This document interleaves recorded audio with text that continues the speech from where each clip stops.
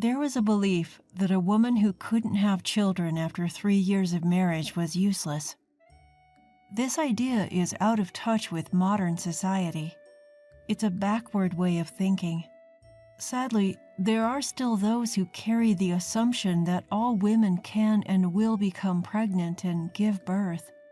And there are those who label women who can't as useless. My name is Ashley. I'm a 25-year-old housewife. I am unable to conceive. I have been weak and sickly since childhood with little physical strength. I often missed school. I didn't play with friends much, so I was shy. I had pale skin, was very thin, and didn't talk much. My parents considered me a defective product and despised me. They wished I would die sooner because I was a burden. All their love went to my older sister, Emily, who was 1 year older than me. Emily was healthy, unlike me. She had beautiful rosy cheeks and big, lovely eyes. I also had big eyes, but my thinness made them look sickly. My wealthy parents focused all their attention on pampering Emily. They bought her anything she wanted. I was left behind on family trips due to my illness. Hired housekeepers and nurses mechanically took care of me. I wasn't considered part of the family, so I never received souvenirs. Being treated as defective by my family was hell. I had no friends to talk to and I was lonely. My parents wanted to get rid of me as soon as possible. When I became an adult, they quickly married me off. My parents gave a large sum of money to my husband, Kevin. It was compensation for taking care of a weak, infertile, and defective person like me. Kevin, who was in financial trouble, married me for the substantial financial support. I was a full-time housewife. I was unsure whether Kevin was working or just having fun. However, he always came home late and drunk. Our marriage was based on money from the start, so Kevin never had any affection for me. Be grateful that someone like you, who's useless, even got married. I was repeatedly told the same thing as my parents, that I was useless because I couldn't have children. I still couldn't get pregnant after several years of marriage. However, there was one thing that saved me after getting married. Although Kevin treated me coldly, my father-in-law and brother-in-law and his wife were kind to me. My father-in-law, who'd known me since I married his son at age 20, treated me like his own daughter. My brother-in-law Mike and his wife Maria cared about me, especially Maria, who was worried about me. Ashley, you don't need to be like a doll and do whatever people say. Mike works for a big company and Maria also has a job. She even runs her own interior design office. She's a cheerful and wonderful woman. Maria is also very caring. Knowing that I spent most of my days alone and lonely, she came to check on me. At first, we just had tea and chatted, but eventually she started teaching me various things. Try to get a qualification in something, even if it's just a hobby, she advised me. I told her it was impossible because I hadn't gone to school enough. Seeing that I was down, only able to do basic housework, Maria said, "If you can do basic housework, you can do most things. Learning something new builds confidence." At Maria's suggestion, I started studying for a color certification. I later learned that my father-in-law had consulted with Mike and Maria about me. Ashley tends to underestimate herself. "I wish there was a way to boost her confidence," my father-in-law said. "Introducing her to new areas of study could help," Maria suggested. Mike and my father-in-law agreed with her suggestion. Although my parents used to say that I was weak and slow-witted, I found studying enjoyable. I gained a bit of confidence when I passed a certification exam while studying during my free time. I was happy because I had always thought I couldn't do anything. I wanted to study more and aim for higher levels. However, when I told Kevin, he just scoffed at me. Must be nice to be able to waste time on useless studying. For the first time, I didn't feel hurt by his words. Instead, I felt angry. I finally let out the dark feelings I had kept inside. Are those the words something an unemployed person who relies on money from his wife's family should say? Kevin was taken aback by my sarcasm, as I had always been submissive. He got angry at being confronted with the truth. "Shut up. I'm different from a defective product like you. I'm going to make it big," he shouted. I didn't hold back in my response. "You know, they call people like you big mouths." Furious at my defiance, Kevin kicked the wall and stormed out of the room. He probably went out to drink and have fun to blow off some steam. I understood that my parents wanted to get rid of their troublesome daughter, but I wish they had chosen a better partner for me. However, if they had that kind of mentality, they wouldn't have neglected their weak daughter in the first place. Marrying Kevin was a mistake. I ended up married to a loser who used the money from my family to play around. But ironically, it was Kevin's family that broadened my narrow perspective. After that incident, Kevin didn't come home for several days. I knew he was with my sister Emily, but I didn't do anything about it. Emily had divorced her husband and given up custody of her child. My parents still doted on her. That's why they allowed Kevin and Emily's affair to continue. I could clearly see the intentions of my parents, Emily and Kevin. They were probably planning for Kevin to divorce me if Emily got pregnant. My parents would have preferred to fulfill Emily's wishes over caring about me. I knew that one day my sister would steal my husband. I prepared myself for that day, now confident that I could handle it. Sometime later, we all gathered at my father-in-law's house. I regularly visited him, but Kevin hadn't been to his family home in a while. Kevin had a lot of pride and compared himself to his brother. Mike had graduated from a prestigious university and worked for a large company while Kevin was unemployed. Neither my father-in-law nor Mike had ever pointed this out, but Kevin felt inferior on his own. He hadn't done anything about it himself. He took pride in marrying me, a woman from a wealthy family, but my father-in-law didn't care. My father-in-law doted on me, his daughter-in-law, but was strict with Kevin. Kevin constantly praised Maria, Mike's wife, for being excellent. Deep down, he was jealous that his brother had a beautiful and intelligent wife. Maria is amazing. She's successful at work, has children, and is a capable woman. Ashley is just stupid and can't do anything, he said with transparent flattery toward Maria and insults toward me. Maria looked annoyed by his words, but she calmly dismissed Kevin's remarks. "Ashley is my sister too. I don't find it amusing when my sister is insulted," Marie replied. Mike nodded in agreement. "Kevin, think about yourself before comparing Maria and Ashley," Mike warned. Kevin clicked his tongue dismissively. I felt embarrassed by Kevin's childish behavior. I understood that he felt inferior to his successful brother, but he needed to grow up. My father-in-law looked at Kevin with bitterness. He had treated them equally, but the siblings had turned out so differently. He had sighed about it to me. But today, my father-in-law cleared his throat and scolded Kevin. "Aren't you ashamed, Kevin? Relying on Ashley's family money and not working? Ashley is a good wife. If you're a husband, support yourself. Don't you understand something so simple?" Kevin's face turned red with anger. "Dad, Ashley was useless and dumped on me.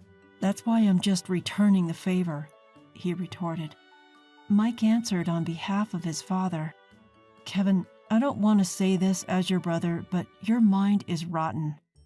Usually calm, Mike's sharp words made Kevin curse and storm out. As I tried to stop him, my father-in-law held me back. "I'm sorry, Ashley. I hoped he would become more responsible after getting married, but it seems that's not the case. With their shoulders slumped, Mike and Maria sighed beside my father-in-law. As I quietly bowed my head and tried to leave, Maria stopped me. "Don't worry, Ashley. Everything is prepared." I nodded and left my father-in-law's house, returning to the chaotic home where Kevin was raging. The room was a mess, destroyed by Kevin in a fit of anger. As I stared in disbelief at his childish actions, the drunk Kevin raised his voice. "I'm divorcing you, the infertile one. I'm going to marry your sister." Kevin laughed, bragging that my parents had already given their consent. So Kevin chose Emily after all, I thought. My parents had always given Emily everything she wanted. Even if it was my husband, they didn't mind. Kevin knew I couldn't have children when he married me. It was convenient for him to use me as a wife. However, Emily wanted Kevin, and my parents condoned their affair. They probably wanted grandchildren now. So they would use Emily's pregnancy as an opportunity for her to marry Kevin. It was something my parents were capable of doing. When Emily divorced before, she gave up custody of her child, saying the child wasn't cute because they weren't attached to her. Emily was the type who loved herself more than her own child. I felt sorry for the child Emily and Kevin would have. Would a child born to such selfish parents be happy, I wondered. Kevin, not understanding my concerns, mocked me, telling me to leave because we were divorcing. "I'll pay you alimony, you good-for-nothing." The shameless man didn't even realize that my parents would be the ones providing alimony. I signed the divorce papers, took my essentials, and left the house. Instead of going to my parents' house, I sought refuge at Mike and Maria's. I had been consulting with them about my suspicions about Kevin and Emily's affair. Mike said with a gloomy face, "I wouldn't put it past Kevin." That's when Maria started preparing for the worst-case scenario. Mike and Maria had a young child. When I arrived at their house, their shy child peeked out for a moment before hiding again. He was a cute boy who resembled Maria. According to Mike, his son was extremely shy. Maria, Mike, and I discussed our plans for the future. Maria had already arranged a place for me to live. I would be staying in the company housing of Maria's interior design firm, and I was going to work at Maria's firm. I was anxious about whether I could work, having never worked before. However, Maria assured me with a smile, "Don't worry, Ashley, you can do it." Maria took care of me, and Mike handled the paperwork. I severed ties with my family after the divorce. Mike explained the situation to my former father-in-law and concluded, "Dad, we are cutting ties with Kevin too." My former father-in-law was disheartened but not surprised. He told me to come and visit as usual since Kevin was no longer related to us. That's how I officially divorced and became independent. I received alimony from Kevin and severance money from my parents. I returned the severance money without using a dime. I didn't want to use my parents' money ever again. I started working at Maria's interior design firm. At first, I learned the basics of the job from one of Maria's subordinates. His name was Stephen, a cheerful man around my age. He taught me in between his busy schedule and chatted with me casually. One morning, I was the first to arrive at the office and cleaned it, surprising Stephen. "Wow, the office is spotless." He happily helped me with the cleaning. When I apologized, he tilted his head, puzzled. "I've thought this before, but why do you apologize when you haven't done anything wrong? We're equals. We work together." This was the first time someone told me we were equals. I had always felt inferior because of my weak body and inability to get pregnant. I believed that I was burdening others by living. In reality, the capable Stephen should have been in a higher position. But he laughed it off and said that if we worked together, we were the same. I felt embarrassed by my own self-deprecation, realizing that there were such generous men out there. At that moment, Maria came to work a little early. She looked at Stephen and me, smiling. "Oh, Stephen, did you finally get close to Ashley?" Stephen turned bright red at Maria's words. I didn't understand what she meant until Maria whispered to me, "Stephen wanted to talk to you alone and was waiting for a chance." Stephen blushed and said, "Director, we agreed you wouldn't say that," before leaving for the break room. Maria playfully slapped my shoulder as I stood there, dumbfounded. When I finally understood the situation and blushed, Maria said, "Stephen is such a good guy. It seems like he's liked you since you first came into the office. But I'm divorced and I have a flaw." Maria exchanged glances with Stephen, who had prepared a cafe latte for her. Then she patted my bowed head and confessed a shocking truth. The son Maria and Mike were raising wasn't their biological child. In fact, he was a child of Maria's relative. They had taken him in after his parents died in an accident, so he was essentially adopted. Maria and Mike prioritized raising the child who had lost his parents. My former father-in-law knew about it, but Kevin didn't. That's why I didn't know until now. Maria said while looking at Stephen and me, sipping her cafe latte, with a warm and gentle voice, "When our first son called us Dad and Mom, I cried. Having a biological child doesn't automatically make you a good parent. Even with blood ties, there are parents and children like me who ignore each other. But Maria and Mike's son chose his parents of his own accord. I thought that was far more precious than a forced family based on blood ties alone." I took a sip of the cafe latte Stephen had prepared for me. The warm and sweet scent gently relaxed my heart. About 3 years have passed since then. I married Stephen. We got married about a year after we started dating. When I apologized again for being unable to have children, he got upset with me. "You don't need to apologize, Ashley. Would you be happy if I knelt down and apologized for not being able to have children?" I shook my head and he laughed cheerfully. "It's just a minor issue. Don't bow your head for something you don't need to apologize for." He had no idea how much his words saved me. Even after remarrying, I kept in touch with Maria, Mike, and my former father-in-law. All 3 were happy for my successful marriage, and today we were on a short trip. It was a tourist spot that Maria had once told me was fun when she visited with her family. I was sitting in a chair, waiting for my husband. He said he needed to use the restroom, so I was resting at a nearby tea shop. Then suddenly, I heard a voice from behind. "Ashley?"